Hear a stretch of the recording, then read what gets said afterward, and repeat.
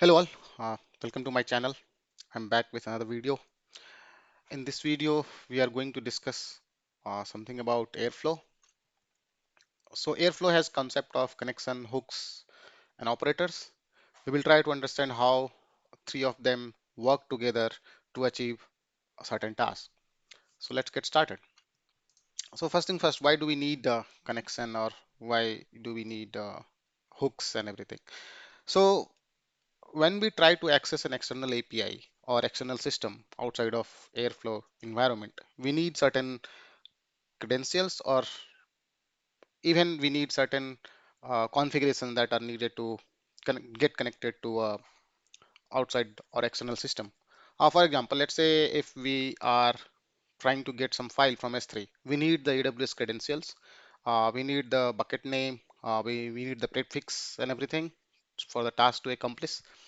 Then let's say if we have n number of tasks of such tasks, if we hard code everything in the application code, we will write so much of repetitive code, for example, to get the credentials and everything. So connections is something which helps us in centralizing those common configurations or common uh, entry points for an external system. For example, let's say if we have n number of tasks where we are trying to connect to a DB. So the configures like what should be the DB host, what should be the database name, what should be the uh, connection mechanism, what should be the secret key that we want to access, what should be this other configurations like port number and other information which is required for us to connect to that particular DB. So those informations we can abstract and we can put it in one centralized place, and that's what connection does. So a connection in Airflow is an named configuration which we can identify uniquely, which provides us the credentials or endpoint information needed for external systems. As I mentioned, like Postgres or AWS or GCP. So what we do basically is this: we create a connection which can be identified by an ID, and in that we provide all the configurations are which are needed for connecting to uh, a system. For example, let's say we have a number of MySQL instances, so we can create a MySQL connection. If we have Postgres databases, we can create a Postgres connection, and all those can be reused. Like reuse in a sense, let's say if we have different tables in the same database, we just switch one variable which is the table name, and then we can still reuse the same connection to work.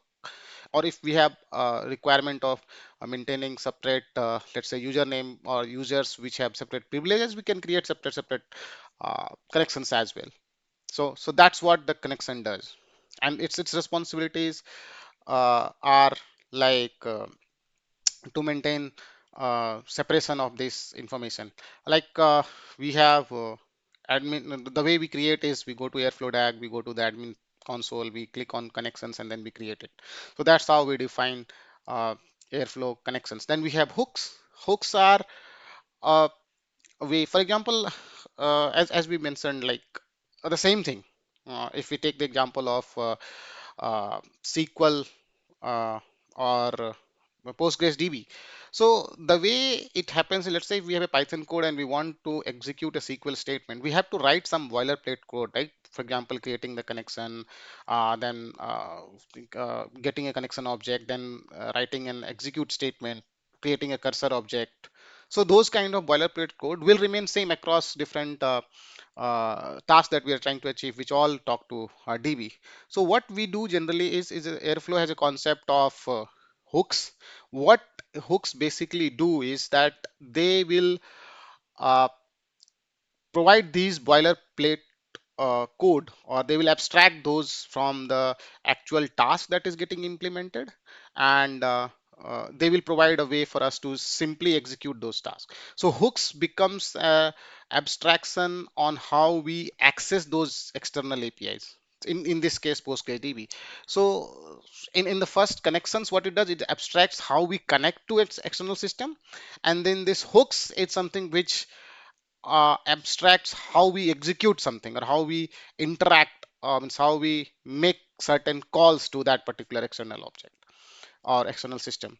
So this is what it does, and it has the responsibility like it manages the connection lifecycle, with how we get the connection, how we delete it, or how we do resource cleanup, how we do connection pooling and everything. So that's all thing is maintained in this hooks object. It also retrieves the credentials from the Airflow connection object. So that is another thing, and it includes reusable methods for API interactions. For example, this running a SQL query is something which can be called. If we have this hook created for Postgres, we can just simply use this run query method, and we will be able to uh, do the interaction with that.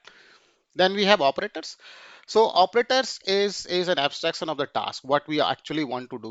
We define it in declarative fashion. For example, we can say that we want to execute, let's say, some task on DB. So we create my database operator, and based on that operator, we will be creating certain tasks, like say saying there's some execute statement that we want to do. So this operator has that method, and when we create this operator, we provide a connection ID, we provide a simple way for us to execute that SQL statement. So this is what it does. It defines the task level parameters, it implements the business logic, and it logs the results and returns data if needed to XCOM. So now we have understood what are operators, what are connections, and what are hooks. Now let's see how they work together. So if we see this image, how it happens is the flow wise. The operator is at the top, like we start with operator. We create a DAG. In DAG, we define the operator. So what this operator first does, it will look, operators generally have a hook pre-baked in it. We can also create our own hooks. We will see how we can do that. But in general, what happens is generally an operator will have an hook behind the scenes. For example, let's say when we are using, let's say, EMR Spark operator or EMR operator, so it will have behind the scenes, it will have a hook which allows us, or which knows how to access APIs of EMR. Same way, if we have, let's say, a Snowflake operator, so Snowflake operator will have a hook which knows how to interact with Snowflake instances. So so it will talk to a hook that, let's say, we want to execute some query, SQL query. So it will talk to the hook. Hook will need the connection. So it will talk to the connection object, get that connection object, because we will provide this. The so operator will provide a connection object saying that, okay, this is the connection ID. Use this connection ID to connect. So it will go to the connections from the DB.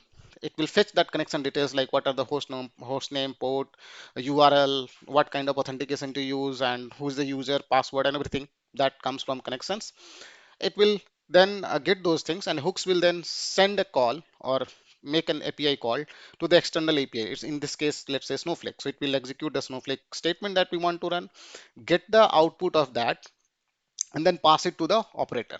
And then after it receives the request, it will close the connection, and then it will pass the results back to operator, and operator will decide how to deal with this, whether it is a success, failure. Based on that, it will decide on whether to move to the next task, or next task means it will hand over the execution state to scheduler, and scheduler will take care of running the next task. So this is the high level overview of how they integrate with each other.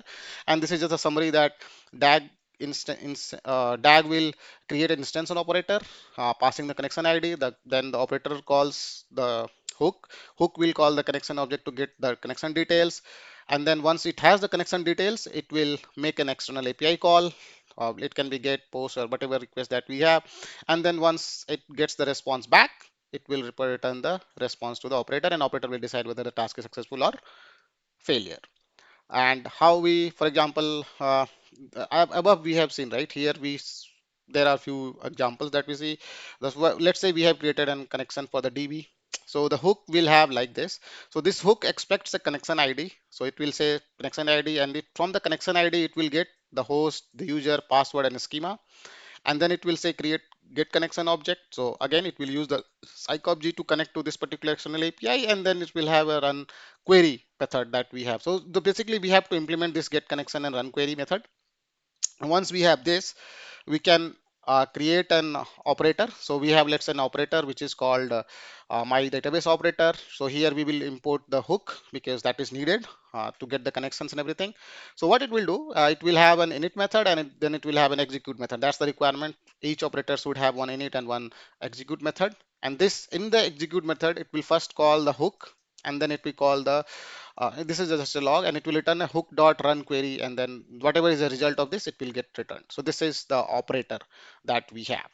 Now to make this work in a DAG, so we will for example, let's say we have a DAG. and sorry, not a DAG. This is the same thing, like it's an operator. So we can create a DAG out of it, and then we can pass those informations in the DAG. Uh, this needs to be updated. I will update it in the blog. So this is how we can use connections and hooks, operators, and external APIs. So hope this helps you clear the doubts that you might have regarding what to use, like why we use hook, why we use connection, and how it interacts with an external API, and how operators uses that. So if you like this video, do share, and support will be appreciated. Thanks.